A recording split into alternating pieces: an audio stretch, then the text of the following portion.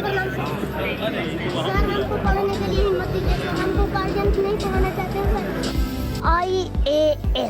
IAS बनना चाहते हैं। इंटेंशन अच्छा है तो वो भी दो अच्छे लोगों को जोड़ता है।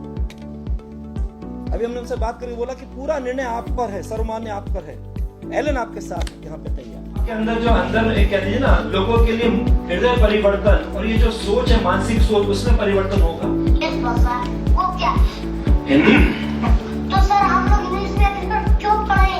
इंग्लिश जानना चाहिए, ये बात करते हैं। इंग्लिश हम लोग बात करते नहीं हैं। तो मीडियम का मतलब क्या होता है? लैंग्वेज यानी भाषा, है ना? तो ये हमारा अंग्रेजी भाषा को बोलते नहीं है, तो अंग्रेजी में जो है मैंने क्या फायदा? इंग्लिश मीडियम रह जाए। बेटा, मैं भी हिंदी मीडियम का विद्यार्थी रहा हूँ शुरू से, और कभी भी किसी भी जगह ना टैलेंट पे जहाँ पे भी आपकी आती कि कौन कितना मेधावी है, कौन कितना रामानुजम विवेकानंद की तरह है, कितना जीनियस है, वो कभी भी भाषा से नहीं होता है, वो उसके बात करने के तरीके से, सोच से, उसके विचारों से होता है। शिक्षा सबके लिए है, और सोनू वो नाम जो इन दिनों सोशल मीडिया पे छाया हुआ है, जो बार बार ये कह रहा है मुझे पढ़ना है, मुझे आईएएस बनना है, लेकिन वीडियो देखकर एलन ने एक बड़ी पहल की है। जी हाँ, मेरे साथ है एलन के director respected Brijesh Maheshwari sir. Sir, एक वीडियो देख लेना, हम लोग देख के उस वीडियो को स्वाइप भी कर देते हैं, लेकिन उस वीडियो को देखने के बाद ये सोचना कि मैं इसके लिए क्या कर सकता हूँ, बड़ी बात है सर। ये आपने कैसे सोचा और कैसे आपने एकदम से ठान लिया कि इस बच्चे को गोद लिया जाए, इसके सपने पूरे किए जाए?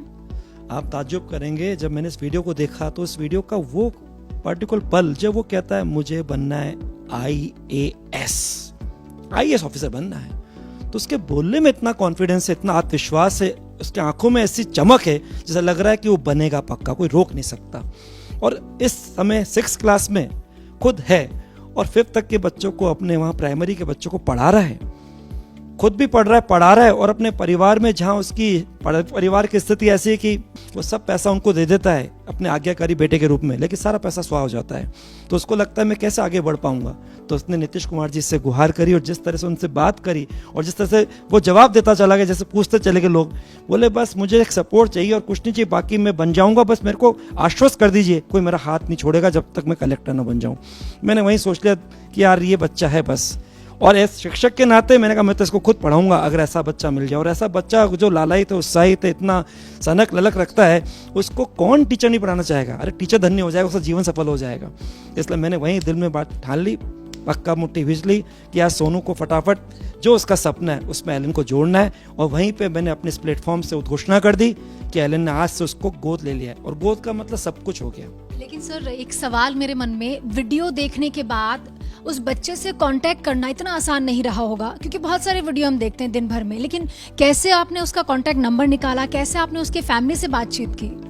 मैं तो कह रहा हूँ कांटेक्ट नंबर कैसे किसके द्वारा आ गया मुझे मालूम, मुझे लगता है कोई तीसरी शक्ति भी इस अच्छे, एक जहाँ आपका इंटेंशन अच्छा है, जहाँ आपका एक नीयत अच्छी है, वहाँ पर अपने आप सपोर्ट करती, अपने आप ही नंबर आया। और मैंने उनको फ़ोन लगाया, लगाने का लगातार प्रयास किया, 15-20 बार लगातार। उनके जो सोनू वो तो उठा नहीं रहा, बच्चा है, और हो सकता है उनको मना कर रखा हो सोनू को, और उनके फादर बात ही नहीं करते। चाचा जी का फ़ोन लगातार बिजी आ रहा है, मैं करता रहा, आधा घंटे लगा रहा, लेकिन मुझे मालूम है फ़ोन उठेगा, क्योंकि किसी ने फ़ोन नंबर कैसे पहुंचा दिया मालूम ही नहीं पड़ा।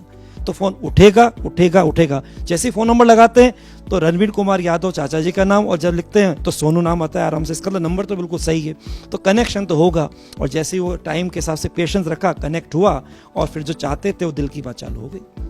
सर, मीडिया कर्मी आज आए और हमने देखा कि आपने सोनू से सीधे तौर पे रूबरू भी हुए, उसकी आंखों में सर वो चमक, उस 11 साल के बच्चे से मिलकर आपको कैसा लगा? क्योंकि एक शिक्षक के तौर पर सर कई स्टूडेंट आपके हाथ से पढ़कर निकले हैं, तो इस स्टूडेंट के बारे में क्या कहेंगे? भाई, इस बच्चे को तो उसने जो मैसेज दिया है, और जैसे उसका दिमाग क्या सोचता है, उसने इतनी प्यारी बात बोली कि हमारे देश की मातृभाषा हिंदी है, तो हमारे पढ़ाई जो आगे कैरियर की होती है, भले वो कलेक्टर की हो कि इंजीनियर डॉक्टर की हो, उसमें इंग्लिश मीडियम क्यों हो?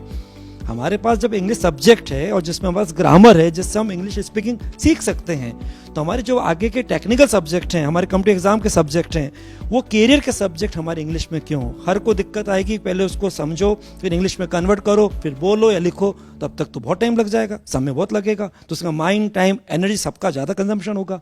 उसका ये मैसेज बड़ा प्यारा लगा, मैंने कहा तो ये बहुत बड़ा एक परिवर्तन की बात कर रहा है, क्या सोच की बात है। और बाकी उसने जो जवाब दिए, उससे पूछा कि भाई आपके कितनी % आई? बोले कुछ लिखा था 9, 8 और एक साइन था। परसेंटेज का साइन होता है का वो? और 98% है। और क्या पढ़ाना पसंद करोगे, क्या सब्जेक्ट अच्छा लगता है? बोले पढ़ा तो नहीं, अभी पढ़ेंगे आगे, लेकिन सामाजिक ज्ञान अच्छा लगता है क्योंकि इतिहास में हमारा बहुत रुचि है। और दूसरा, उसी के अंदाजे बात कर रहा हूँ मैं, इतना प्यारा लग रहा है इसलिए उसी अंदाजे बात कर रहा हूँ। और दूसरा, एक हम इंग्लिश स्पीकिंग तो चाहते ही हैं, तो वो भी सीखेंगे। और मुझे लगता है कि सोनू से हम बहुत लोगों को, बड़े उम्र में कितने बड़े हो गए, सीखने के लिए तो कोई उम्र का फर्क नहीं पड़ता, छोटा भी हमारा गुरु बन सकता है। हम में से तो कईयों को प्रेरणा के हिसाब से आज लगता है सोनू गुरु बन गया है। बहुत बहुत शुक्रिया सर। एक 11 साल का बच्चा सोनू जिसका नाम है, अब एलन ने उससे गोद ले लिया है, या मैं यूं कहूं उसके सपने पूरे करने के लिए एलन के डायरेक्टर सर ने जैसे ठान लिया हो कि जब तक वो IAS नहीं बन जाता तब तक हम उसका हाथ और साथ नहीं छोड़ेंगे।